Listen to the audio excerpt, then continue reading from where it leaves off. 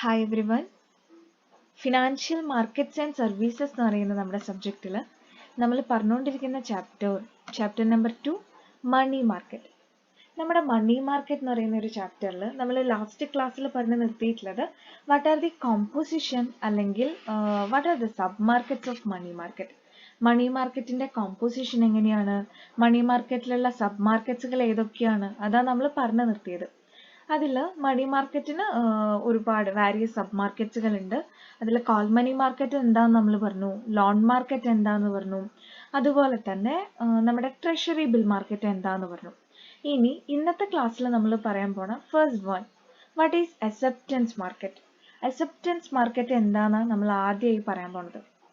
The term acceptance market refers to a contractual agreement involving the use of short-term credit as payment in international trade. അതായത് ഒരു international അല്ലെങ്കിൽ ഒരു foreign trade നടത്തുമ്പോൾ അവിടെ short term credit payments occur ചെയ്യും. So അത്തരം short term credit പേയ്മെന്റ്സിന് വേണ്ടിയിട്ട് നമ്മളൊരു കോൺട്രാക്ച്വൽ എഗ്രിമെന്റിൽ ഇൻവോൾവ് ചെയ്യാന്നുണ്ടെങ്കിൽ, അല്ലെങ്കിൽ അത്തരം കോൺട്രാക്ച്വൽ എഗ്രിമെന്റുകൾ ഇൻവോൾവ് ചെയ്യുന്നാൽ ആ ഒരു മാർക്കറ്റിനെയാണ് നമ്മൾ അക്സെപ്റ്റൻസ് മാർക്കറ്റ് എന്ന് പറയുന്നത്. Okay, then it is commonly used between exporters and importers, allowing the seller to get paid faster. An importer signs and sends a bill back to the exporter, indicating they are willing to pay for the good by a certain date. എന്താ പറയണത്? ഒരു acceptance മാർക്കറ്റിൽ നമ്മൾ നേരത്തെ പറഞ്ഞു എന്താണ്, international market ആണ്, ഒരു ഇന്റർനാഷണൽ ട്രേഡ് ആണ് അല്ലെങ്കിൽ ഫോറിൻ ട്രേഡ് ആണെന്ന് നമ്മൾ പറഞ്ഞു. സോ അവിടെ എക്സ്പോർട്ടേഴ്സും ഇമ്പോർട്ടേഴ്സും ഉണ്ടായിരിക്കും, അല്ലെങ്കിൽ സെല്ലേഴ്സും ബയേഴ്സും. സോ നമ്മളൊരു ഗുഡ്, ഞാനിപ്പോൾ ഒരു ഗുഡ് അല്ലെങ്കിൽ ഒരു പർട്ടിക്കുലർ അല്ലെങ്കിൽ സം സോർട്ട് ഓഫ് ഗുഡ്സ് നിങ്ങൾക്ക് സെൻഡ് ചെയ്യാന്നുണ്ടെങ്കിൽ, അല്ലെങ്കിൽ നിങ്ങൾക്ക് സെല്ല് ചെയ്യാന്നുണ്ടെങ്കിൽ നിങ്ങൾ എനിക്ക് എന്ത് തരണം? ക്യാഷ് തരണം. ആ ഗുഡ്സിന്റെ എമൗണ്ട് എത്രയാണോ അതെനിക്ക് തരണം. സോ അതിന് പകരം ആ ഒരു എമൗണ്ട് ഞാൻ നിങ്ങൾക്ക് തന്നിട്ടുള്ള ഗുഡ്സിന്റെ ആ ഒരു എമൗണ്ട് അല്ലെങ്കിൽ ആ ഒരു ക്യാഷ് ഒരു സർട്ടൈൻ ഡേറ്റിൽ നിങ്ങൾ എനിക്ക് പേ ചെയ്തോളാം എന്ന് പറഞ്ഞ് നിങ്ങൾ എനിക്കൊരു എഗ്രിമെന്റ്, ഒരു കോൺട്രാക്ച്വൽ എഗ്രിമെന്റ് റൈറ്റ് ചെയ്യാണ് അല്ലെങ്കിൽ ഡ്രോൺ ചെയ്യുകയാണെന്നുണ്ടെങ്കിൽ, അത് സൈൻ ചെയ്ത് എനിക്ക് തരികയാണെന്നുണ്ടെങ്കിൽ അതിനെയാണ് അക്സെപ്റ്റൻസ് മാർക്കറ്റിൽ ട്രേഡ് ചെയ്യണത്. ആ ഒരു കോൺട്രാക്ച്വൽ എഗ്രിമെന്റിനെയാണ്. And the exporter can sell the bills to their bank for a discount. So അത്തരത്തില് നിങ്ങൾ എനിക്ക് തന്നിട്ടുള്ള ആ ഒരു ബില്ലിനെ ഞാൻ എന്ത് ചെയ്യാണ്, എൻ്റെ ബാങ്ക് കൊണ്ട് കൊടുക്കുകയാണ് ഡിസ്കൗണ്ട് ചെയ്യാൻ. അതായത് എനിക്ക് ഇമ്മീഡിയറ്റ് ആയി ഫണ്ട് വേണമെന്നുണ്ടെങ്കിൽ എൻ്റെ ബാങ്കിൽ നിന്ന് ഞാനത് എന്ത് ചെയ്യുന്നുണ്ട്, ആ ഫണ്ട് കളക്ട് ചെയ്യുന്നുണ്ട്. ഓക്കെ, അപ്പൊ അക്സെപ്റ്റൻസ് മാർക്കറ്റിൽ എന്താ നടക്കുന്നത്? അക്സെപ്റ്റൻസ് മാർക്കറ്റ് എന്ന് പറഞ്ഞിട്ടുണ്ടെങ്കിൽ നമ്മളൊരു ഇന്റർനാഷണൽ ട്രേഡ് അല്ലെങ്കിൽ ഒരു ഫോറിൻ ട്രേഡ് കണ്ടക്ട് ചെയ്യുമ്പോൾ, ഒരു ഫോറിൻ ട്രേഡ് ചെയ്യുമ്പോൾ അവിടെ ഷോർട്ട് ടേം ക്രെഡിറ്റ് പേയ്മെന്റ്സിന് അതിന് വേണ്ടിയിട്ടുള്ള കോൺട്രാക്ച്വൽ എഗ്രിമെന്റ്സ് ഇൻവോൾവ് ചെയ്യുന്ന ആ ഒരു ഇതിനെയാണ് അക്സെപ്റ്റൻസ് മാർക്കറ്റ് എന്ന് പറയുന്നത്. അതായത് ബയ്യറും സെല്ലറും, ഇപ്പൊ ഞാൻ സെല്ലറും നിങ്ങൾ ബയ്യറും ആണെന്നുണ്ടെങ്കിൽ ഞാൻ നിങ്ങൾക്ക് ഗുഡ്സ് സെൻഡ് ചെയ്യുന്നു. നിങ്ങൾ ആ സമയത്ത് എന്ത് ചെയ്യാണ്, ഞാനും നിങ്ങളും തമ്മിൽ ഒരു കോൺട്രാക്ച്വൽ എഗ്രിമെന്റിൽ എൻ്റർ ചെയ്യാണ്. നിങ്ങൾ എനിക്ക് ഒരു ബില്ല് സെൻഡ് ചെയ്യുന്നു. അതായത് ഒരു ഫ്യൂച്ചർ ഡേറ്റിൽ, ഒരു പർട്ടിക്കുലർ ഡേറ്റിന് നിങ്ങൾ ആ ഒരു ഗുഡ്സ്, എത്ര ഗുഡ്സ് ആണോ ഞാൻ നിങ്ങൾക്ക് സെൻഡ് ചെയ്തിട്ടുള്ളത്, ആ ഗുഡ്സിന്റെ ആ ഒരു എമൗണ്ട് അല്ലെങ്കിൽ ആ ഒരു ക്യാഷ് എനിക്ക് തന്നോളാം എന്ന് പറഞ്ഞ് ഒരു കോൺട്രാക്ച്വൽ എഗ്രിമെന്റിൽ നമ്മൾ എൻ്റർ ചെയ്യാണ്. അതിനുള്ള ഒരു ബില്ല് നിങ്ങൾ എനിക്ക് സെൻഡ് ചെയ്യുന്നു. എനിക്ക് ക്യാഷിന് ഇമ്മീഡിയറ്റ് ആയിട്ട് റിക്വയർമെന്റ് ഉണ്ട്, എനിക്ക് ക്യാഷ് പെട്ടെന്ന് വേണമെന്നുണ്ടെങ്കിൽ ഞാൻ എന്ത് ചെയ്യുന്നുണ്ട്, ഞാൻ എൻ്റെ ബാങ്കിനെ അപ്രോച്ച് ചെയ്യുന്നുണ്ട് ആ ബില്ല് ഡിസ്കൗണ്ട് ചെയ്ത് എനിക്ക് ക്യാഷ് തരാൻ വേണ്ടിയിട്ട്. ഓക്കെ, അപ്പൊ അതിനെയാണ് അക്സെപ്റ്റൻസ് മാർക്കറ്റിൽ നമ്മൾ ഇത്തരത്തിലുള്ളൊരു പ്രോസസ്സാണ് നടക്കുന്നത് അക്സെപ്റ്റൻസ് മാർക്കറ്റിൽ. Next one, commercial bill market. Commercial bill market ആണ് ഇനി നമ്മൾ പറയാൻ പോണ മണി മാർക്കറ്റിന്റെ ലാസ്റ്റ് സബ് മാർക്കറ്റ്. നമ്മൾ കാൾ മണി മാർക്കറ്റ് പറഞ്ഞു, ലോൺ മാർക്കറ്റ് പറഞ്ഞു, അക്സെപ്റ്റൻസ് മാർക്കറ്റ് പറഞ്ഞു, ട്രഷറി ബിൽ മാർക്കറ്റ് പറഞ്ഞു. ഇനിയുള്ള ലാസ്റ്റ് സബ് മാർക്കറ്റ് ആണ് commercial bill market. Commercial bill market എന്ന് പറയുമ്പോൾ what is bill of exchange? നിങ്ങൾ കേട്ടിട്ടുണ്ടോ? ബിൽ ഓഫ് എക്സ്ചേഞ്ച് എന്താ? ബിൽ ഓഫ് എക്സ്ചേഞ്ച് എന്ന് പറഞ്ഞിട്ടുണ്ടെങ്കിൽ bill of exchange R negotiable instrument. Bill of exchange negotiable instrument ആണ്. What you mean by negotiable instrument? Negotiable instrument എന്നുള്ളതുകൊണ്ട് നമ്മൾ എന്താ മീൻ ചെയ്യണത്? വൺ പേഴ്സൺ ടു അനദർ, ഒരാളിൽ നിന്ന് വേറൊരാളിലേക്ക് എന്ത് ചെയ്യാൻ പറ്റും? ഈസിലി ട്രാൻസ്ഫറബിൾ ആണ്. അതിനെയാണ് നമ്മൾ നെഗോഷ്യബിൾ എന്ന് പറയാം, അല്ലേ? And it is drawn by the seller of the goods on the buyer of the goods for the value of the goods delivered. അതായത് ബിൽ ഓഫ് എക്സ്ചേഞ്ചസ് ഡ്രോൺ ചെയ്യണത് ഗുഡ്സ് സെല് ചെയ്യുന്ന ആളാണ്. അപ്പം ഞാൻ നിങ്ങൾക്കാണ് സെല് ചെയ്യുന്നതെന്നുണ്ടെങ്കിൽ അത് ഡ്രോൺ ചെയ്യണത് bill of exchange എഴുതുന്നത് ഡ്രോൺ ചെയ്യണത് ആരാണ്? ഞാനാണ്. ദെൻ ആരുടെ പേരിൽ അല്ലെങ്കിൽ ആർക്കാ എഴുതുന്നത്? ഓൺ ദി ബയ്യർ, അതായത് നിങ്ങൾക്കാണ് എഴുതണത്. അതായത് എൻ്റെ കയ്യിൽ നിന്ന് നിങ്ങൾ ഗുഡ്സ് വാങ്ങുമ്പോൾ അല്ലെങ്കിൽ ഞാൻ നിങ്ങൾക്ക് ഗുഡ്സ് സെല് ചെയ്യുമ്പോൾ ഞാനാണ് ഒരു ബിൽ ഓഫ് എക്സ്ചേഞ്ച് ഡ്രോൺ ചെയ്യണത് നിങ്ങളുടെ പേരിൽ. അതല്ലാന്നുണ്ടെങ്കിൽ നമ്മൾ നേരത്തെ പറഞ്ഞു ഇതൊരു നെഗോഷ്യബിൾ ഇൻസ്ട്രുമെന്റ് ആണ്. നിങ്ങൾ വേറൊരാൾക്ക് കൈമാറുകയാണ്, ട്രാൻസ്ഫർ ചെയ്യുകയാണെന്നുണ്ടെങ്കിൽ ആരാണോ ആ ഗുഡ് ആ ഒരു ഇൻസ്ട്രുമെന്റ് പൊസസ് ചെയ്യുന്ന ആള്, ആ ഒരു നെഗോഷ്യബിൾ ഇൻസ്ട്രുമെന്റ് പൊസസ് ചെയ്യുന്ന ആള് അല്ലെങ്കിൽ ദ ബയ്യർ ആ ഒരു പർട്ടിക്കുലർ പീരീഡിൽ ഞാൻ ചോദിക്കുന്ന ഒരു സമയത്ത്, അതല്ലാന്നുണ്ടെങ്കിൽ ഒരു ഫ്യൂച്ചർ ഡേറ്റിന് എൻ്റെ കയ്യിൽ നിന്ന് വാങ്ങിയിട്ടുള്ള ഗുഡ്സിന്റെ ആ ഒരു എമൗണ്ട് അല്ലെങ്കിൽ ആ ഒരു ക്യാഷ് എനിക്ക് പേ ചെയ്യണം എന്ന് പറഞ്ഞ് ഞാൻ എഴുതുന്ന ഒരു എഗ്രിമെന്റിനെയാണ് എന്ത് പേര് പറയുന്നത്? ബിൽ ഓഫ് എക്സ്ചേഞ്ച് എന്ന് പറയുന്നത്. ഇതിനെ പൊതുവെ പറയുന്ന ഈ ഒരു ബില്ലിനെ പൊതുവെ പറയുന്നത് ട്രേഡ് ബിൽസ് എന്നാണ്. ആൻഡ് എപ്പോഴാണ് ഈ ട്രേഡ് ബില്ല് കൊമേഴ്ഷ്യൽ ബില്ലാവുന്നത്? ഈ ഒരു ട്രേഡ് ബിൽസ് നമ്മുടെ കൊമേഴ്ഷ്യൽ ബാങ്കുകളെ അക്സെപ്റ്റ് ചെയ്യുകയാണെന്നുണ്ടെങ്കിൽ ആ ഒരു സിറ്റുവേഷനിലാണ് നമ്മൾ ഇതിനെ കൊമേഴ്ഷ്യൽ ബിൽസ് എന്ന് പറയുന്നത്. And if the bill is payable at the future date and the seller needs money, he may approach his banks to discount the bill. അതായത് ഇപ്പൊ നമ്മൾ പറഞ്ഞില്ലേ, അതായത് ബിൽ ഓഫ് എക്സ്ചേഞ്ച് എന്ന് പറയുന്നത് നെഗോഷ്യബിൾ ഇൻസ്ട്രുമെന്റ് ആണ്. വൺ പേഴ്സൺ ടു അനദർ എന്ത് ചെയ്യാൻ പറ്റും? ട്രാൻസ്ഫർ ചെയ്യാൻ വേണ്ടി പറ്റും. ആ ഒരു ഗുഡ്സ് സെൻഡ് ചെയ്യുന്നത് അല്ലെങ്കിൽ സെല് ചെയ്യുന്ന ആളാണ് ബില്ല് ഡ്രോൺ ചെയ്യണത്. ആരാണോ ഗുഡ്സ് വാങ്ങുന്നത് അയാളുടെ പേരിൽ. സെല്ലർ ബയ്യർക്കാണ് ഈ ഒരു ബിൽ ഓഫ് എക്സ്ചേഞ്ച് എഴുതുന്നത്. ആൻഡ് ബയ്യർ ആണ് ആ ഒരു എമൗണ്ട് കൊടുക്കേണ്ടത് സെല്ലർക്ക്. ബയ്യർ ഞാൻ വാങ്ങിയിട്ടുള്ള അല്ലെങ്കിൽ നിങ്ങൾ വാങ്ങിയിട്ടുള്ള ഒരു ഗുഡ്സിന്റെ ആ ഒരു എമൗണ്ട് എന്ത് ചെയ്യണം? സെല്ലർക്ക് കൊടുക്കണം. സോ അത്തരം സിറ്റുവേഷനിൽ ഇപ്പൊ സെല്ലർക്ക് ഒരു ഇമ്മീഡിയറ്റ് ആയിട്ട് ക്യാഷിന് റിക്വയർമെന്റ്സ് വരികയാണ്, അതായത് പൈസയ്ക്ക് അത്യാവശ്യം വരികയാണെന്നുണ്ടെങ്കിൽ എന്ത് ചെയ്യും? Seller has the right to approach his bank. സെല്ലർക്ക് ഈ ഒരു ബില്ലും കൊണ്ട് സെല്ലറുടെ ബാങ്കിനെ അപ്രോച്ച് ചെയ്യാം. ബാങ്ക് എന്ത് ചെയ്യും? ഈ ഒരു ബില്ല് ഡിസ്കൗണ്ട് ചെയ്ത് ആ ഒരു സെല്ലർക്ക് ഉള്ള ഒരു ക്യാഷിന്റെ അർജൻസി അല്ലെങ്കിൽ ആ ഒരു റിക്വയർമെന്റ്സിനെ മീറ്റ് ചെയ്യും. സോ കൊമേഴ്ഷ്യൽ ബിൽ മാർക്കറ്റിൽ എന്താ നടക്കുന്നത്? സെല്ലറും ബയ്യറും ഒരു പർട്ടിക്കുലർ അല്ലെങ്കിൽ സം സോർട്ട് ഓഫ് ഗുഡ്സ് വാങ്ങുകയും വിൽക്കുകയും ചെയ്യുന്ന ആളുകൾ, അതിൽ വിൽക്കുന്ന ആള് വാങ്ങുന്ന ആളുടെ പേരിലാണ് ബില്ല് എഴുതുന്നത്. ആ ഒരു ബില്ലിനെ പൊതുവെ പറയുന്ന പേര് ട്രേഡ് ബില്ല് എന്നാണ്. ആ ഒരു ബില്ല് കൊമേഴ്ഷ്യൽ ബാങ്കുകൾ അക്സെപ്റ്റ് ചെയ്യുമ്പോഴാണ് അത് കൊമേഴ്ഷ്യൽ ബില്ല് ആവണത്. കൊമേഴ്ഷ്യൽ ബാങ്കുകൾ അക്സെപ്റ്റ് ചെയ്യുന്നത് എപ്പോഴാണ്? ആ ഒരു സെല്ലർ എന്ത് ചെയ്യാണ്? അയാൾ ഈ ഒരു ബില്ലും കൊണ്ട് ബാങ്കിനെ അപ്രോച്ച് ചെയ്യാണ്. അയാൾക്ക് പൈസയ്ക്ക് എമർജൻസീസ് ഉണ്ട് അല്ലെങ്കിൽ റിക്വയർമെന്റ്സ് ഉണ്ട്. അപ്പൊ അത്തരം സിറ്റുവേഷനിൽ അയാൾ എന്ത് ചെയ്യാണ്? ബാങ്കിനെ അപ്രോച്ച് ചെയ്യാണ് ആ ഒരു ബില്ല് ഡിസ്കൗണ്ട് ചെയ്ത് തരാൻ. സോ ബാങ്ക് അത് ഡിസ്കൗണ്ട് ചെയ്ത് കൊടുക്കണം. അത്തരം സിറ്റുവേഷനിലാണ് ആ ഒരു ട്രേഡ് ബില്ല് കൊമേഴ്ഷ്യൽ ബിൽ ആവുന്നത്. And the next one, what are the importance of commercial bill market? Commercial bill മാർക്കറ്റിന്റെ ഇമ്പോർട്ടൻസ് എന്താണെന്നാണ് നമ്മൾ പറയാൻ പോണത്. The first point, high liquidity. നമ്മൾ പറഞ്ഞു മണി മാർക്കറ്റ് എന്നൊക്കെ പറയുമ്പോൾ മണി മാർക്കറ്റ് ഇൻസ്ട്രുമെന്റിന് പൊതുവെ മെച്യൂരിറ്റി പീരീഡ് എത്രയാണ്? 1 ഇയറിലും കുറവാണ്, 1 ഇയറിൽ താഴെയാണ്. സോ അതുകൊണ്ട് തന്നെ കൊമേഴ്ഷ്യൽ ബിൽ മാർക്കറ്റും ഹൈലി ലിക്വിഡ് ആണ്. Bills can be converted into cash immediately. അതായത് പെട്ടെന്ന് എന്ത് ചെയ്യാൻ പറ്റും? ആ ബിൽസിനെ ക്യാഷായി കൺവേർട്ട് ചെയ്യാം. ഇനി ബയ്യർ അത് തരാൻ കുറച്ച് സമയം എടുക്കുന്നുണ്ടെങ്കിൽ സെല്ലർക്ക് എന്ത് ചെയ്യാം? ബാങ്ക്സിനെ അപ്രോച്ച് ചെയ്യാം ആ ഒരു ബില്ല് ഡിസ്കൗണ്ട് ചെയ്ത് തരാൻ, ഇല്ലേ? സോ അയാളുടെ എമർജൻസീസ് അല്ലെങ്കിൽ ക്യാഷിന്റെ റിക്വയർമെന്റ്സ്, ഷോർട്ടേജ് ഓഫ് ഫണ്ട്സ് അല്ലെങ്കിൽ ഡെഫിഷ്യൻസീസ് ഒക്കെ അങ്ങനെ മീറ്റ് ചെയ്യപ്പെടുന്നുണ്ട്, മാനേജ് ചെയ്യുന്നുണ്ട്. സോ അതുകൊണ്ട് തന്നെ നമുക്ക് എന്ത് പറയാൻ വേണ്ടി പറ്റും? Commercial bill market highly liquid ആണ് അല്ലെങ്കിൽ ഹൈ ലിക്വിഡിറ്റി പ്രൊവൈഡ് ചെയ്യുന്നുണ്ട്. Yes, then the next one, the second one, certainty in payment. പേയ്മെന്റിൽ സെർട്ടൈനിറ്റി ഉണ്ടെന്ന്. അതെങ്ങനെയാണ് നമുക്ക് പേയ്മെന്റിൽ സെർട്ടൈനിറ്റി ഉണ്ടെന്ന് പറയാൻ പറ്റണത്? ബിസിനസ് പീപ്പിൾസ് ആണ് എന്ത് ചെയ്യുന്നത്? ഈ ബിൽസുകൾ അക്സെപ്റ്റ് ചെയ്യണത്, അല്ലേ? സോ അവരെപ്പോഴും എന്ത് ചെയ്യും? ആ ഒരു ബില്ലിനെ ഓണർ ചെയ്തുകൊണ്ട് അല്ലെങ്കിൽ ആ ഒരു ബില്ലിനോടുള്ള ഒരു ഇതിൽ അവർ എന്ത് ചെയ്യുന്നുണ്ട്? ഡ്യൂ ഡേറ്റിന് അക്യുറേറ്റ് ആയിട്ട് ക്യാഷ് പേ ചെയ്യാൻ വേണ്ടി ശ്രമിക്കും. കാരണം എല്ലാവരും ബിസിനസ് പീപ്പിൾ ആണ്. Some sort of business ethics അവർ കീപ്പ് ചെയ്യും. ആ ഒരു ബിൽസിനെ ഹോണർ ചെയ്ത് അവർ ഒരു പർട്ടിക്കുലർ ഡ്യൂ ഡേറ്റിൽ അത് എന്ത് ചെയ്യുന്നുണ്ട്? അക്യുറേറ്റ് ആയിട്ട് പേ ചെയ്യുന്നുണ്ട്. അതുകൊണ്ട് തന്നെ നമുക്ക് എന്ത് പറയാൻ വേണ്ടി പറ്റും? കൊമേഴ്ഷ്യൽ ബിൽ മാർക്കറ്റിൽ പേയ്മെന്റ്സിന് സെർട്ടൈനിറ്റി ഉണ്ട്, ഉറപ്പായിട്ടും പേയ്മെന്റ് കിട്ടും എന്ന് പറയാൻ വേണ്ടി പറ്റും. Then the third one, self liquidating in character. അതായത് ഈ ഒരു കമേഴ്ഷ്യൽ ബിൽസ് സെൽഫ് ലിക്വിഡേറ്റിംഗ് ആണ്. അത് എന്തുകൊണ്ടാണ് സെൽഫ് ലിക്വിഡേറ്റിംഗ് എന്ന് പറയുന്ന ഒരു ക്യാരക്ടറിസ്റ്റിക്സ് വന്നത്? കാരണം ആ ഒരു കൊമേഴ്ഷ്യൽ ബില്ലിൽ ഒരു പർട്ടിക്കുലർ ഡ്യൂ ഡേറ്റ് ഉണ്ടായിരിക്കും. ഇതൊരു ഷോർട്ട് ടേം ഫണ്ടാണ് അല്ലെ, മണി മാർക്കറ്റ് ആണ്, മെച്യൂരിറ്റി വളരെ മിനിമം ആണ്. അതുകൊണ്ട് തന്നെ ഒരു ഫിക്സഡ് ഡ്യൂ ഡേറ്റ് അതിലുണ്ടായിരിക്കും. ആ ഡ്യൂ ഡേറ്റിന്റെ ഉള്ളിൽ എന്ത് ചെയ്യണം?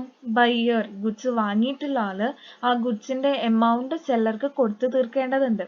അതുകൊണ്ട് തന്നെ കൊമേഴ്ഷ്യൽ ബിൽസ് എന്ന് പറയുന്നത് സെൽഫ് ലിക്വിഡേറ്റിംഗ് ആണ്. Then the fourth one, ITFO investment. എന്തുകൊണ്ടാണ് അങ്ങനെ പറയണത്? ഇൻവെസ്റ്റ്മെന്റിനൊക്കെ പറ്റുന്ന ഒന്നാണ് കൊമേഴ്ഷ്യൽ ബിൽസ് എന്നുള്ളത്. നമ്മൾ പറഞ്ഞു, അതായത് സെല്ലർക്ക് പൈസക്ക് അർജൻസീസ് വരികയാണ്, എമർജൻസീസ് വരികയാണെന്നുണ്ടെങ്കിൽ അയാൾ ആരെയാണ് അപ്രോച്ച് ചെയ്യണത്? കൊമേഴ്ഷ്യൽ ബാങ്കിനെയാണ് ആ ഒരു ബില്ല് ഡിസ്കൗണ്ട് ചെയ്ത് തരാൻ അല്ലേ. സോ അത്തരം സിറ്റുവേഷനിൽ കൊമേഴ്ഷ്യൽ ബാങ്കുകൾ എന്താ ചെയ്യണത്? അവരുടെ സർപ്ലസ് ഫണ്ടുകളാണ് ആ കൊമേഴ്ഷ്യൽ ബില്ലിൽ ഇൻവെസ്റ്റ് ചെയ്യുന്നത്. അതുകൊണ്ടാണ് അതൊരു ഇൻവെസ്റ്റ്മെന്റിനുള്ള, ഷോർട്ട് ടേം ഇൻവെസ്റ്റ്മെന്റിനുള്ള നല്ലൊരു ഓപ്പർച്യൂണിറ്റി ആണ് എന്ന് പറയാൻ കാരണം. Then the next one, fifth one, quick yield. നമ്മൾ പറഞ്ഞു ഇപ്പൊ നമ്മുടെ കൊമേഴ്ഷ്യൽ ബാങ്കുകൾ അവരുടെ സർപ്ലസ് ഫണ്ടുകൾ എന്ത് ചെയ്യുന്നുണ്ട്? കൊമേഴ്ഷ്യൽ ബില്ലിൽ ഇൻവെസ്റ്റ് ചെയ്യുന്നു ഇല്ലേ. അപ്പൊ അതുപോലെ തന്നെയാണ് ഇത്തരത്തിലുള്ള ഫിനാൻഷ്യൽ ഇൻസ്റ്റിറ്റ്യൂഷൻസിന് അവർക്ക് എന്ത് ചെയ്യാൻ പറ്റും? ഹൈ ഈൽഡ്, അതായത് അവർക്ക് കൂടുതൽ എമൗണ്ട് ഏതിലൂടെ എൻ ചെയ്യാൻ വേണ്ടി പറ്റും? ഈ കൊമേഴ്ഷ്യൽ ബില്ലുകൾ ഡിസ്കൗണ്ട് ചെയ്യുന്നതിലൂടെ. അതായത് ഇപ്പൊ സെല്ലർ ബയർ തമ്മിലുള്ള ഒരു എഗ്രിമെന്റ് അല്ലെങ്കിൽ ആ ഒരു കോൺട്രാക്ച്വൽ എഗ്രിമെന്റ് അല്ലെങ്കിൽ ആ ഒരു ബില്ല്, അത് ഒരു കൊമേഴ്ഷ്യൽ ബാങ്ക് അക്സെപ്റ്റ് ചെയ്ത് ആ ഒരു ബില്ല് ഡിസ്കൗണ്ട് ചെയ്ത് കൊടുക്കുമ്പോൾ അയാൾ എന്ത് ചെയ്യുന്നുണ്ട്? അതിന് some sort of fee charge ചെയ്യുന്നുണ്ട് ഇല്ലേ. സോ അതെന്താണ്? നല്ലൊരു ഹൈ ഈൽഡ് ആണ്, അല്ലെങ്കിൽ നല്ലൊരു ഏർണിങ്സ് ആണ് അവരെ സംബന്ധിച്ച്. കൂടുതൽ പ്രോഫിറ്റ് ഉണ്ടാക്കാൻ അവർക്ക് കഴിയുന്നുണ്ട്. Then the sixth one, control. അതായത് നമ്മൾ എപ്പോഴും പറഞ്ഞു, ഇപ്പൊ നമ്മുടെ പ്രീവിയസ് ക്ലാസ്സുകളിലൊക്കെ മെൻഷൻ ചെയ്തിട്ടുള്ള ഒരു പോയിന്റ് ആണ്, നമ്മുടെ മണി മാർക്കറ്റ് എന്ന് പറയുന്നത് ഒരു ഷോർട്ട് ടൈം മാർക്കറ്റ് ആണ്. ഷോർട്ട് ടൈം ഫണ്ടുകൾ ട്രേഡ് ചെയ്യുന്നതാണ്, അല്ലെങ്കിൽ ഷോർട്ട് ടൈം ഫണ്ട്സുകൾ ഡീൽ ചെയ്യുന്നതാണ്. സോ അത്തരം ഒരു മാർക്കറ്റിൽ ഉണ്ടാവുന്ന ഇൻട്രസ്റ്റ് റേറ്റ് ഫ്ലക്ച്വേഷൻസും മാർക്കറ്റ് കണ്ടീഷൻസും എന്തിനെ ബാധിക്കുന്നുണ്ട്? നമ്മുടെ ഇക്കണോമീനെ ഓൾ ഓവർ, അല്ലെങ്കിൽ ഓൾ ഓവർ ദി കൺട്രി, അല്ലെങ്കിൽ നമ്മുടെ ഇക്കണോമീനെ എൻറ്റയർ ആയിട്ട് ബാധിക്കുന്നുണ്ട്. സോ നമ്മുടെ സെൻട്രൽ ഗവൺമെന്റ് ആയിക്കോട്ടെ, നമ്മുടെ ബാങ്ക് ആയിക്കോട്ടെ, അവരെ മോണിറ്ററി പോളിസീസും അല്ലെങ്കിൽ ഇക്കണോമിക് പോളിസീസും ബാങ്കിങ് പോളിസീസ് ഒക്കെ ഫോർമുലേറ്റ് ചെയ്യാൻ അവർ എന്ത് യൂസ് ചെയ്യുന്നുണ്ട്? ഇത്തരത്തിൽ മണി മാർക്കറ്റിന്റെ കണ്ടീഷൻസ്, അല്ലെങ്കിൽ മണി മാർക്കറ്റിൽ വരുന്ന ഫ്ലക്ച്വേഷൻസ്, ഇൻട്രസ്റ്റ് റേറ്റിൽ വരുന്ന മാറ്റത്തിനൊക്കെ ഡിപ്പെൻഡ് ചെയ്യുന്നുണ്ട്. അപ്പോൾ സെൻട്രൽ ഗവൺമെന്റിന് മണി മാർക്കറ്റിന്റെ ഓപ്പറേഷൻസിനെ മാനിപ്പുലേറ്റ് ചെയ്യാനും അല്ലെങ്കിൽ ഡിസ്കൗണ്ട് റേറ്റുകളും ബാങ്ക് റേറ്റുകളൊക്കെ കൺട്രോൾ ചെയ്യാനും എന്ത് സഹായിക്കുന്നുണ്ട്? കൊമേഴ്ഷ്യൽ ബിൽസ് സഹായിക്കുന്നുണ്ട്, അല്ലെങ്കിൽ കൊമേഴ്ഷ്യൽ ബിൽസ് മാർക്കറ്റ് സഹായിക്കുന്നുണ്ട്. Yes. Then the seventh one, more elastic monetary system. എന്തുകൊണ്ടാണ് more elastic monetary system എന്ന് പറയുന്നത്? When the economy require fund, bank can rediscount the funds. It will help to create more flexible monetary system. So നമ്മളിപ്പോൾ നേരത്തെ പറഞ്ഞു, അതായത് seller എന്തിന് approach ചെയ്യുന്നു? Commercial ബാങ്ക്സിനെ ആ ഒരു ബില്ല് ഡിസ്കൗണ്ട് ചെയ്യാൻ അപ്രോച്ച് ചെയ്യുന്നുണ്ട് ഇല്ലേ. സോ ആ ഒരു ബില്ല് കൊമേഴ്ഷ്യൽ ബാങ്ക്സ് ഡിസ്കൗണ്ട് ചെയ്ത് കൊടുത്തു, അതായത് ആ ഒരു ബില്ലിന് എമൗണ്ട് കൊടുത്തു. ഇനി ഇൻ കേസ് ഇക്കണോമിയിൽ കൂടുതൽ ഫണ്ട് വേണം, അല്ലെങ്കിൽ കൊമേഴ്ഷ്യൽ ബാങ്ക്സിന് some sort of deficiency feel ചെയ്യാണ്, അല്ലെങ്കിൽ ഇക്കണോമിയിൽ കൂടുതൽ ഫണ്ട് വേണം എന്നുള്ള ഒരു റിക്വയർമെന്റ്സിന് വേണ്ടി അവർക്ക് എന്ത് ചെയ്യാം? ആ ഒരു കൊമേഴ്ഷ്യൽ ബാങ്ക്സിന് അവർ വാങ്ങിയിട്ടുള്ള, അവർ അക്സെപ്റ്റ് ചെയ്തിട്ടുള്ള ഒരു കൊമേഴ്ഷ്യൽ ബിൽസിനെ റീഡിസ്കൗണ്ട് ചെയ്യാം. സോ അത്തരത്തിലൊരു റീഡിസ്കൗണ്ട് ചെയ്യുന്നത് നമ്മുടെ മോണിറ്ററി സിസ്റ്റത്തിൽ മോർ ഇലാസ്റ്റിക് ആവുന്നു, അതായത് മോർ ഫ്ലെക്സിബിൾ ആക്കുന്നുണ്ട് മോണിറ്ററി സിസ്റ്റത്തിന്. അപ്പൊ നമ്മൾ പറഞ്ഞത് കൊമേഴ്ഷ്യൽ ബാങ്ക് എന്താന്ന് പറഞ്ഞു, കൊമേഴ്ഷ്യൽ ബിൽ മാർക്കറ്റ് എന്താന്ന് പറഞ്ഞു, അതിന്റെ ഇമ്പോർട്ടൻസ് ആണ് നമ്മൾ പറഞ്ഞത്. ഹൈ ലിക്വിഡിറ്റി ഉണ്ട്, പേയ്മെന്റിൽ സെർട്ടൈനിറ്റി ഉണ്ട്, സെൽഫ് ലിക്വിഡേറ്റിംഗ് ആണ്, അതുപോലെ തന്നെ ഇൻവെസ്റ്റ്മെന്റിനുള്ള നല്ലൊരു ഓപ്പർച്യൂണിറ്റി ആണ്, ക്വിക്ക് yield പ്രൊവൈഡ് ചെയ്യുന്നുണ്ട്, നമ്മുടെ ബാങ്കിനെ കൺട്രോൾ ചെയ്യാൻ വേണ്ടി പറ്റുന്നു മണി മാർക്കറ്റിനെ. ദെൻ മോണിറ്ററി സിസ്റ്റത്തിൽ ഫ്ലെക്സിബിലിറ്റി അല്ലെങ്കിൽ ഇലാസ്റ്റിറ്റി കൊണ്ടുവരുന്നുണ്ട്. യെസ്. നമ്മൾ ഇനി നെക്സ്റ്റ് പറയാൻ പോകുന്നത് limitations of commercial bill market.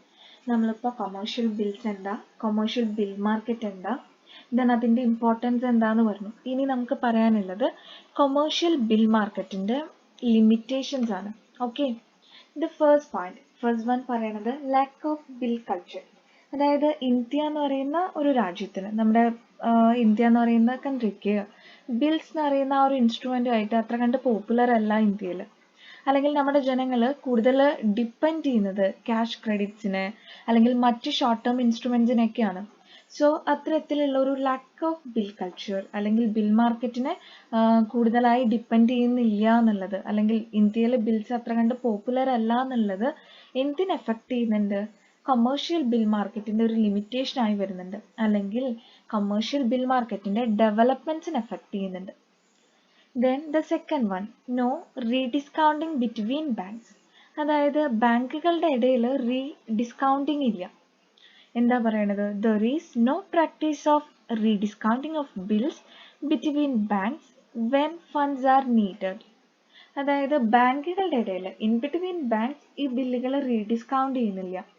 RBI ഇത്തരത്തിൽ ജെനുവിൻ ആയിട്ടുള്ള കൊമേഴ്ഷ്യൽ ബാങ്ക്സിന്റെ ട്രേഡ് ബിൽസിനെ അല്ലെങ്കിൽ genuine trade bills of commercial banks rediscount ചെയ്യാനുള്ള ഒരു പെർമിഷൻ ഗ്രാൻഡ് ചെയ്തിട്ടുള്ളത് ഫിനാൻഷ്യൽ ഇൻസ്റ്റിറ്റ്യൂഷൻസ് ആയിട്ടുള്ള UTI, LIC, GIC, ICIC തുടങ്ങിയിട്ടുള്ളതിനൊക്കെയാണ്. അതായത് ഇപ്പോൾ ബാങ്കുകളുടെ ഇടയിൽ, രണ്ട് കൊമേഴ്ഷ്യൽ ബാങ്കിന്റെ ഇടയിൽ അവർക്ക് എന്ത് ചെയ്യാൻ വേണ്ടി പറ്റില്ല? ബിൽസ് റീഡിസ്കൗണ്ട് ചെയ്യാൻ വേണ്ടി പറ്റില്ല. ഇപ്പം ഞാൻ നിങ്ങൾക്ക് ഗുഡ്സ് സെല് ചെയ്തു, നിങ്ങൾ എനിക്ക് എന്ത് തന്നു? ബില്ല് ഞാൻ നിങ്ങൾക്ക് ഗുഡ്സ് സെല് ചെയ്തു, നിങ്ങൾ എനിക്ക് ക്യാഷ് തരണം. സോ ഞാൻ നിങ്ങൾക്ക് ബില്ല് ഡ്രോൺ ചെയ്തു. ആ ഒരു ബില്ല് ഞാൻ എന്ത് ചെയ്യാണ്? എനിക്ക് ക്യാഷിന് എമർജൻസി വന്നപ്പോൾ ഞാനൊരു കൊമേഴ്ഷ്യൽ ബാങ്കിൽ കൊണ്ടുപോയിട്ട് എന്ത് ചെയ്യാണ്? അത് ഡിസ്കൗണ്ട് ചെയ്യാൻ വേണ്ടി ഞാൻ കൊമേഴ്ഷ്യൽ ബാങ്കിനെ അപ്രോച്ച് ചെയ്യുന്നു. കൊമേഴ്ഷ്യൽ ബാങ്ക് ആ ഒരു ബില്ല് ആ ഒരു ബില്ല് സ്വീകരിച്ചു, അക്സെപ്റ്റ് ചെയ്തു, എനിക്ക് എന്ത് തന്നു? ആ ഒരു ബില്ലിന്റെ ഒരു ക്യാഷ് എനിക്ക് തന്നു ഇല്ലേ? അതായത് ഡിസ്കൗണ്ട് ചെയ്ത് തന്നു. ഇനി കൊമേഴ്ഷ്യൽ ബാങ്കിന് ആ ഒരു ബില്ല് വേറൊരു കൊമേഴ്ഷ്യൽ ബാങ്കിന് കൊടുത്ത് റീഡിസ്കൗണ്ട് ചെയ്യാൻ പറ്റില്ല. പക്ഷെ അത് റീഡിസ്കൗണ്ട് ചെയ്യാനുള്ള പെർമിഷൻ ഏതൊക്കെ ഫിനാൻഷ്യൽ ഇൻസ്റ്റിറ്റ്യൂഷൻ ഉണ്ട്? UTI, LIC, GIC, ICICI തുടങ്ങിയിട്ടുള്ള മറ്റ് ഫിനാൻഷ്യൽ ഇൻസ്റ്റിറ്റ്യൂഷൻസിനുണ്ട്. ഒരിക്കലും ഒരു കൊമേഴ്ഷ്യൽ ബാങ്കിന് ആ ഒരു ബില്ല് വേറൊരു കൊമേഴ്ഷ്യൽ ബാങ്കിന് എന്ത് ചെയ്യാൻ പറ്റില്ല? റീഡിസ്കൗണ്ട് ചെയ്യാൻ വേണ്ടി പറ്റില്ല. Then the third one, മൂന്നാമത്തെ പോയിന്റ് ആണ് ആബ്സെൻസ് ഓഫ് സെക്കൻഡറി മാർക്കറ്റ്. അതായത് നമ്മുടെ ഇന്ത്യയിൽ ഈ കൊമേഴ്ഷ്യൽ ബില്ലുകൾ ട്രേഡ് ചെയ്യപ്പെടുന്ന സെക്കൻഡറി മാർക്കറ്റുകൾ ഇല്ല. സോ അത്തരത്തിലുള്ള ഒരു സെക്കൻഡറി മാർക്കറ്റിന്റെ ആബ്സെൻസും കൊമേഴ്ഷ്യൽ ബിൽസ് മാർക്കറ്റിന്റെ ഒരു ലിമിറ്റേഷൻ ആയിട്ട് വരുന്നുണ്ട്. Then the fourth one, നാലാമത്തെ point, no proper development of foreign trade. അതായത് ഫോറിൻ ട്രേഡ് അത്ര കണ്ട് ഡെവലപ്ഡ് അല്ല ഇന്ത്യയിൽ. ഇപ്പോൾ റീസെന്റ് ഇയേഴ്സിലൊക്കെ എന്തായിട്ട് വന്നിട്ടുണ്ട്? നമ്മുടെ ഫോറിൻ ട്രേഡ് അല്ലെങ്കിൽ ഫോറിൻ ഇൻവെസ്റ്റ്മെന്റ്സ് ഒക്കെ കൂടിയിട്ടുണ്ട്. ബട്ട് നമ്മുടെ പ്രീവിയസ് ഇയേഴ്സിന് അല്ലെങ്കിൽ കുറച്ചുകൂടി പണ്ട് കുറച്ചുകൂടി പിന്നിലോട്ട് പോവുകയാണെന്നുണ്ടെങ്കിൽ ഇന്ത്യയിൽ ഫോറിൻ ട്രേഡ് അല്ലെങ്കിൽ ഇന്റർനാഷണൽ ട്രേഡ് ഒന്നും ഇത്രയും ഇല്ലായിരുന്നു. അപ്പം അത്തരം സിറ്റുവേഷനിലൊക്കെ ബിൽ മാർക്കറ്റ് എന്നുള്ളത് ആക്ച്വലി ഫോറിൻ ട്രേഡ്സിനെ അല്ലെങ്കിൽ ഇന്റർനാഷണൽ ട്രേഡ്സിനെ ഫിനാൻസ് ചെയ്യാനുള്ള ഒരു ഇൻസ്ട്രുമെന്റ് ആണ്, അല്ലെങ്കിൽ അതിനുള്ള ഒരു പ്ലാറ്റ്ഫോമാണ് ബിൽ മാർക്കറ്റ്. സോ ഫോറിൻ ട്രേഡുകളൊന്നും കാര്യമായിട്ടില്ല. അതുകൊണ്ട് തന്നെ ബിൽസ് എന്ന് പറയുന്ന ഒരു കൾച്ചർ ഇന്ത്യക്ക് കമ്മിയാണ്, അല്ലെങ്കിൽ ഇന്ത്യയിൽ ബിൽസ് എന്ന് പറയുന്ന ഒരു ഇൻസ്ട്രുമെന്റ് അത്ര കണ്ട് പോപ്പുലർ അല്ല. Yes, then the fifth one, domination of indigenous bankers. അതായത് ഹിസ്റ്റോറിക്കലി, അതായത് പണ്ടുകാലം മുതൽ നമ്മുടെ ഇന്ത്യയെ സംബന്ധിച്ച് ഇത്തരത്തിലുള്ള ഈ ബില്ലിന്റെ ഒരു കൾച്ചർ അല്ലെങ്കിൽ ബിൽ മാർക്കറ്റ്സ് ഒക്കെ ഡോമിനേറ്റ് ചെയ്യുന്നത് ഇൻഡിജിനസ് ബാങ്കേഴ്സ് ആണ്. അതായത് ഇൻഡിജിനസ് ബാങ്കേഴ്സ് എന്ന് പറയുമ്പോൾ അത് നമ്മുടെ ഇന്ത്യയുടെ ഓർഗനൈസ്ഡ് സെക്ടർ അല്ല, അൺഓർഗനൈസ്ഡ് സെക്ടറിൽ വരും. ഓക്കെ, അപ്പൊ നമ്മൾ പറഞ്ഞത് ലിമിറ്റേഷൻസ് ആണ് പറഞ്ഞുകൊണ്ടിരിക്കുന്നത്. Then the sixth point, procedures എന്നുള്ള പോയിന്റിൽ പറയുന്നത് നമ്മുടെ കൊമേഴ്ഷ്യൽ ബിൽ മാർക്കറ്റിൽ ഇപ്പോൾ ഒരു സെല്ലർക്ക് ഒരു കൊമേഴ്ഷ്യൽ ബാങ്കിനെ ബില്ല് ഡിസ്കൗണ്ട് ചെയ്യാൻ അല്ലെങ്കിൽ ഇപ്പോൾ അതിൻ്റെ ഫർദർ ഡിസ്കൗണ്ടിങ്ങിനൊക്കെ വേണ്ടിയിട്ട് അപ്രോച്ച് ചെയ്യാന്നുണ്ടെങ്കിൽ ആ ഒരു റീഡിസ്കൗണ്ടിങ് എന്നൊക്കെ പറയുന്ന ഒരു പ്രോസസ്സ് കുറച്ച് ഹെവിയാണ് അല്ലെങ്കിൽ കുറച്ച് ഡിഫിക്കൾട്ടാണ്. സോ അത്തരത്തിലുള്ള പ്രൊസീജിയറൽ ഡിലേസ് അല്ലെങ്കിൽ പ്രൊസീജിയറൽ ഡിഫിക്കൽട്ടീസ് എല്ലാം കൊമേഴ്ഷ്യൽ ബാങ്ക്സിൻ്റെ കൊമേഴ്ഷ്യൽ ബിൽ മാർക്കറ്റിൻ്റെ ഡ്രോബാക്ക് ആയിട്ട് വരുന്നുണ്ട്. Then the seventh point, commercial banks attitude. അതായത് നമ്മൾ പറഞ്ഞു കൊമേഴ്ഷ്യൽ ബാങ്ക്സിനെയാണ് നമ്മൾ ആ ഒരു ബില്ല് ഡിസ്കൗണ്ട് ചെയ്യാൻ വേണ്ടി അപ്രോച്ച് ചെയ്യുന്നതെന്ന് പറഞ്ഞു. സോ ആക്ച്വലി കൊമേഴ്ഷ്യൽ ബാങ്കുകൾ എന്ത് ചെയ്യുന്നില്ല, ഇത്തരത്തിലുള്ള ബിൽ ഓഫ് എക്സ്ചേഞ്ച് സ്വീകരിച്ചിട്ട് കസ്റ്റമേഴ്സിന് ക്രെഡിറ്റ് പ്രൊവൈഡ് ചെയ്യുന്ന ഒരു സിസ്റ്റം അവർക്കില്ല, പൊതുവേ ഇല്ല, ജനറലി ഇല്ല. സോ അതുകൊണ്ട് കൊമേഴ്ഷ്യൽ ബാങ്കിൻ്റെ ഈ ഒരു ആറ്റിറ്റ്യൂഡും എന്തിനൊരു നെഗറ്റീവ് അല്ലെങ്കിൽ ഒരു ലിമിറ്റേഷനായി വരുന്നുണ്ട് നമ്മുടെ കൊമേഴ്ഷ്യൽ ബിൽ മാർക്കറ്റിന്. Then the last one, the eighth one, absence of specialized institution. ഇത്തരത്തിൽ ഈ കൊമേഴ്ഷ്യൽ ബില്ലുകൾ സ്വീകരിച്ച് അത് ഡിസ്കൗണ്ട് ചെയ്യാനും റീഡിസ്കൗണ്ട് ചെയ്യാനും അല്ലെങ്കിൽ അതിൻ്റെ അക്സെപ്റ്റൻസിനൊന്നും ഒരു പ്രോപ്പർ സ്പെഷ്യലൈസ്ഡ് ഇൻസ്റ്റിറ്റ്യൂഷൻസ് ഇന്ത്യയിലില്ല. അതുകൊണ്ട് അത് ഇന്ത്യൻ കൊമേഴ്ഷ്യൽ ബിൽ മാർക്കറ്റിനെ നെഗറ്റീവായിട്ട് എന്ത് ചെയ്യുന്നുണ്ട്, എഫക്റ്റ് ചെയ്യുന്നുണ്ട്. ഓക്കെ, അപ്പം നമ്മൾ പറഞ്ഞു കൊമേഴ്ഷ്യൽ ബിൽസ് എന്താ പറഞ്ഞു, കൊമേഴ്ഷ്യൽ ബിൽ മാർക്കറ്റ് എന്താന്ന് പറഞ്ഞു, കൊമേഴ്ഷ്യൽ ബിൽ മാർക്കറ്റിൻ്റെ ഇമ്പോർട്ടൻസ് പറഞ്ഞു, അതിൻ്റെ ലിമിറ്റേഷൻസ് പറഞ്ഞു. യെസ്, നമ്മുടെ അടുത്ത ടോപ്പിക്കാണ് നെക്സ്റ്റ് ടോപ്പിക്. ഇപ്പം നമ്മൾ നമ്മുടെ കൊമേഴ്ഷ്യൽ ബിൽ മാർക്കറ്റ് എന്താന്ന് പറഞ്ഞു, കൊമേഴ്ഷ്യൽ ബിൽസ് എന്താന്ന് പറഞ്ഞു, അതിൻ്റെ ഇമ്പോർട്ടൻസ് പറഞ്ഞു, ലിമിറ്റേഷൻസ് പറഞ്ഞു. ഇനി നമ്മൾ പറയാൻ പോണത് നമ്മുടെ ഇന്ത്യയിലെ ബിൽ മാർക്കറ്റ് സ്കീം എങ്ങനെയാണെന്നുള്ളതാണ്. അതിൽ നമ്മുടെ ബിൽ മാർക്കറ്റ് സ്കീമിന് രണ്ടായിട്ടാണുള്ളത്. The first one, old bill market scheme. ഈ old bill market scheme introduce ചെയ്തിട്ടുള്ളത് 1952 ജാനുവരിയിലാണ്. അത് ഇൻട്രൊഡ്യൂസ് ചെയ്തിട്ടുള്ളത് ആരാണ്, നമ്മുടെ reserve bank of India. So old bill market scheme introduced by the Reserve bank of India in January 1952. 1952 ജാനുവരിയിലാണ് നമ്മുടെ reserve bank of India അത് എന്ത് ചെയ്യുന്നത്, old bill market scheme introduce ചെയ്യുന്നത്. ഈ ഒരു സ്കീം പ്രകാരം എന്താ പറയണത്, the bank can grant loans to its customers against their promissory notes and can further use the same promissory notes to borrow from the Reserve Bank. അതായത് ഈ ഒരു bill market scheme പ്രകാരം ബാങ്കുകൾക്ക് അവരുടെ കസ്റ്റമേഴ്സ് തരുന്ന പ്രൊമിസറി നോട്ടുകളെ അക്സെപ്റ്റ് ചെയ്ത് അല്ലെങ്കിൽ കസ്റ്റമേഴ്സിൻ്റെ കയ്യിൽ നിന്ന് ബില്ലുകൾ സ്വീകരിച്ച് ലോൺ പ്രൊവൈഡ് ചെയ്യാനുള്ള റൈറ്റ് ഉണ്ട്. ദെൻ ആ same promissory notes R B ഐയുടെ കയ്യിൽ നിന്ന് ഫണ്ട് ബോറോ ചെയ്യുന്നതിന് വേണ്ടിയിട്ട് എന്ത് ചെയ്യാൻ പറ്റും, ഈ കൊമേഴ്ഷ്യൽ ബാങ്ക്സിന് യൂസ് ചെയ്യാൻ വേണ്ടി പറ്റും. സോ ഓൾഡ് ബിൽ മാർക്കറ്റ് പ്രകാരം, ഓൾഡ് ബിൽ മാർക്കറ്റ് സ്കീം പ്രകാരം അത് 1952 ജാനുവരിയിൽ നമ്മുടെ RBI ആണ് ഇൻട്രൊഡ്യൂസ് ചെയ്തിട്ടുള്ളത്. ആ ഒരു ബിൽ മാർക്കറ്റ് സ്കീം പ്രകാരം ഒരു ബാങ്കിന്, ഒരു കൊമേഴ്ഷ്യൽ ബാങ്കിന് അതിൻ്റെ കസ്റ്റമേഴ്സിൻ്റെ കയ്യിൽ നിന്ന് പ്രൊമിസറി നോട്ടുകൾ സ്വീകരിച്ച് ലോൺ പ്രൊവൈഡ് ചെയ്യാൻ വേണ്ടി പറ്റും. ദെൻ ഫർദർ ഈ പ്രൊമിസറി നോട്ട്സുകൾ RBIക്ക് സബ്മിറ്റ് ചെയ്ത് RBIയുടെ കയ്യിൽ നിന്ന് ഫണ്ട് കളക്ട് ചെയ്യാൻ, ഫണ്ട് മൊബിലൈസ് ചെയ്യാൻ വേണ്ടി പറ്റും. അതാണ് ഓൾഡ് ബിൽ മാർക്കറ്റ് സ്കീമിൽ പറയണത്. ദെൻ ഇത്തരത്തിൽ ഈ ഒരു പ്രൊമിസറി നോട്ടുകൾ കസ്റ്റമേഴ്സിൻ്റെ കയ്യിൽ നിന്ന് കളക്ട് ചെയ്യുന്ന ബാങ്ക് അത് 90 ഡേയ്സിൻ്റെ ഉള്ളിൽ അത് എന്ത് ചെയ്യണം, that convert into usance promissory note. Usance എന്ന് പറയുന്ന ഒരു ടേം നിങ്ങൾക്ക് കാണാം, യൂസൻസ്. ആ ഒരു ടേം മീൻ ചെയ്യണത് ആ ഒരു ടൈമാണ്, അതായത് ആ ഒരു ബില്ല് നമ്മൾ പേ ചെയ്യേണ്ട, അതായത് ആ ഒരു ബില്ല് ഡ്രാൺ ചെയ്യുന്നതും അത് പേ ചെയ്യുന്നതും അതിൻ്റെ ഇടയിലുള്ള ഒരു ടൈമിനെയാണ് നമ്മൾ യൂസൻസ് എന്നുള്ള ഒരു ടേം കൊണ്ട് മീൻ ചെയ്യണത്. അതായത് ദ ടൈം അലൗഡ് അല്ലെങ്കിൽ the time set for the payment. നിങ്ങൾ എനിക്ക് പേ ചെയ്യണം അല്ലെങ്കിൽ ഞാൻ നിങ്ങൾക്ക് പേ ചെയ്യണം എന്നുണ്ടെങ്കിൽ ആ പേ ചെയ്യേണ്ട ഒരു പീരീഡിനെയാണ് യൂസൻസ് എന്നുള്ള ഒരു ടേം കൊണ്ട് മീൻ ചെയ്യണത്. സോ 90 days ആണ് മാക്സിമം മെച്യൂരിറ്റി പീരീഡ് എന്ന് പറയുന്നത്. Then the bill market scheme aimed at widening the loan window of the Reserve Bank for the banks by allowing them to borrow even against their ordinary commercial credit after its conversion to eligible bills. ഇത്രേ പറയുന്നുള്ളൂ. അതായത് ഇപ്പം നമ്മൾ പറഞ്ഞു 1952 ജനുവരിയിൽ reserve bank of India ആണ് old bill market scheme introduce ചെയ്തിട്ടുള്ളത്. ആ ഒരു ബിൽ മാർക്കറ്റ് സ്കീം പ്രകാരം ഒരു ബാങ്കിന് അതിൻ്റെ കസ്റ്റമേഴ്സിൻ്റെ കയ്യിൽ നിന്നും പ്രൊമിസറി നോട്ടുകൾ സ്വീകരിച്ച് അവർക്ക് ലോൺ കൊടുക്കാൻ വേണ്ടി പറ്റും. ദെൻ ഇത്തരത്തിൽ അവരുടെ കയ്യിൽ നിന്ന് സ്വീകരിക്കുന്ന പ്രൊമിസറി നോട്ടുകൾ ഫർദർ ആർ ബി ഐക്ക് എന്ത് ചെയ്യാൻ പറ്റും, ആർ ബി ഐക്ക് സബ്മിറ്റ് ചെയ്ത് ആർ ബി ഐയുടെ കയ്യിൽ നിന്ന് ആ ഒരു ബാങ്കിന് അല്ലെങ്കിൽ ആ ഒരു കൊമേഴ്ഷ്യൽ ബാങ്കിന് ഫണ്ട് മൊബിലൈസ് ചെയ്യാൻ വേണ്ടി പറ്റും. ദെൻ പിന്നെ പറയുന്ന കാര്യം മാക്സിമം പീരീഡ്, അതായത് ദാറ്റ് യൂസൻസ്, ആ യൂസൻസ് എന്ന് പറയുന്ന ഒരു ടേം പറയണത് ആ ഒരു ബില്ല് പേ ചെയ്യുന്ന ഒരു പീരീഡാണ്.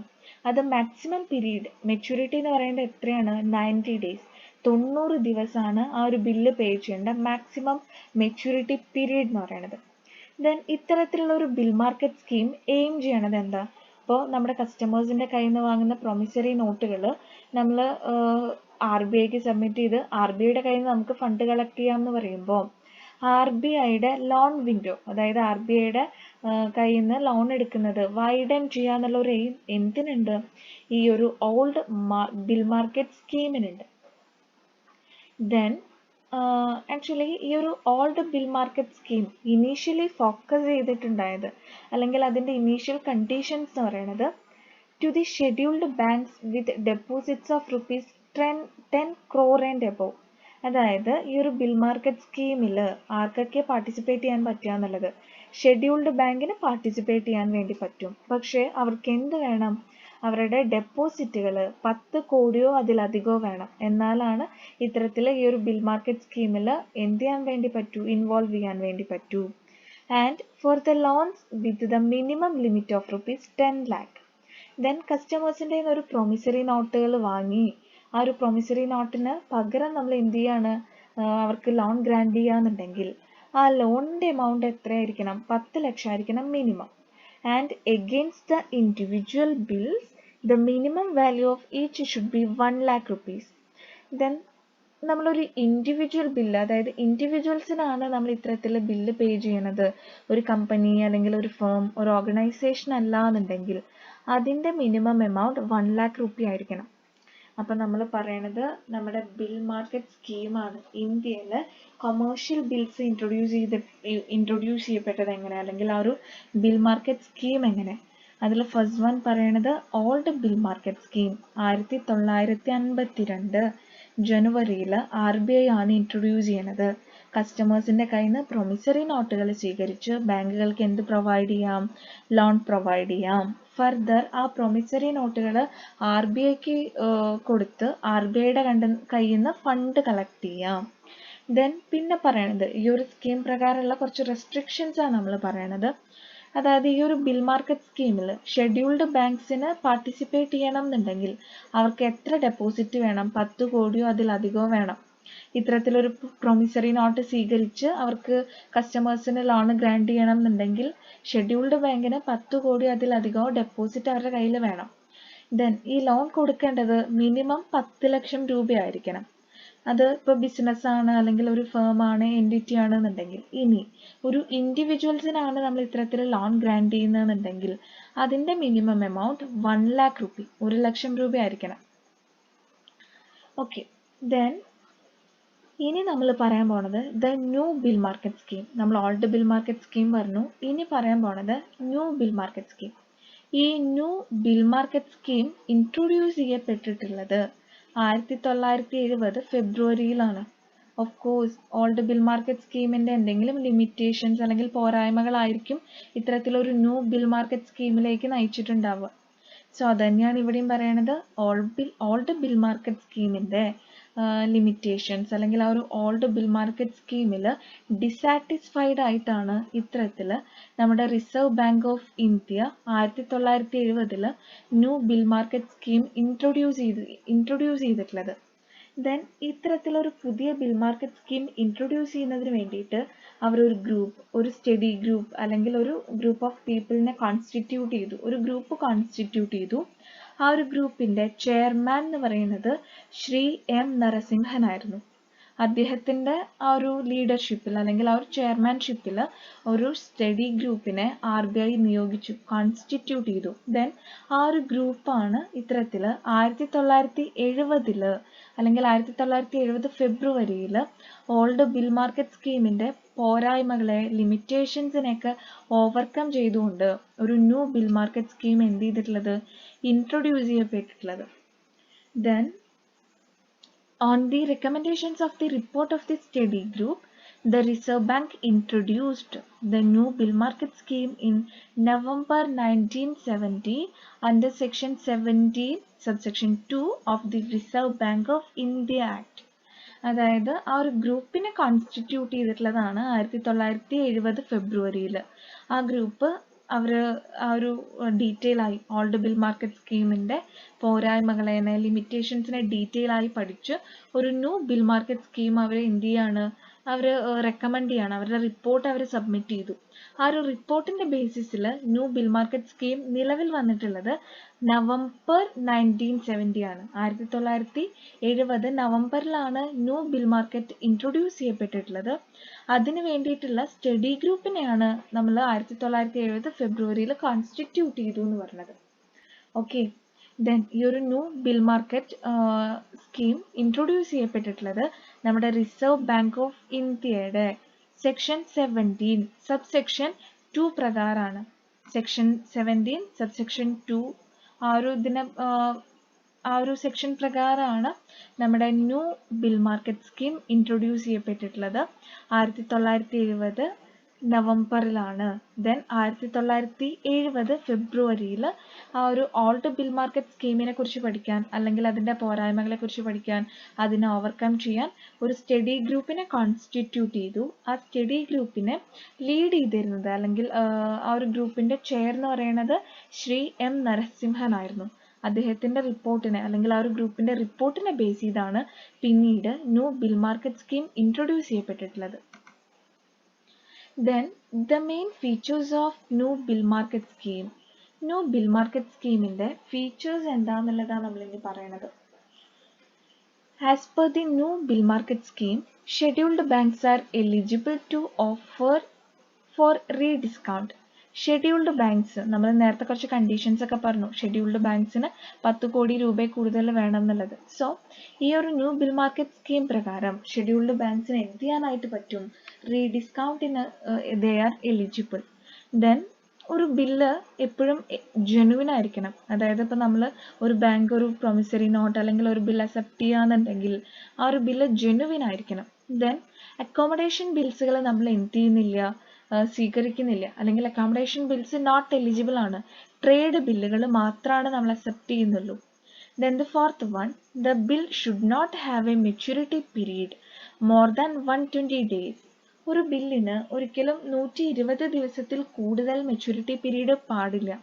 മാക്സിമം 120 ഡേയ്സിൻ്റെ ഉള്ളിൽ ആ ഒരു ബില്ല് എന്ത് ചെയ്യപ്പെടണം? Discount ചെയ്യപ്പെടണം. Then the fifth one, the bill should have at least 2 good signature. ആ ഒരു ബില്ല് ഡ്യുവലി സൈൻ ചെയ്തിട്ടുള്ളതായിരിക്കണം. അതായത് പ്രോപ്പറായിട്ട് ഓതറൈസ്ഡ് ആയിട്ടുള്ള 2 വ്യക്തികളുടെ സിഗ്നേച്ചർ ആ ഒരു ബില്ലിൽ ഉണ്ടായിരിക്കണം.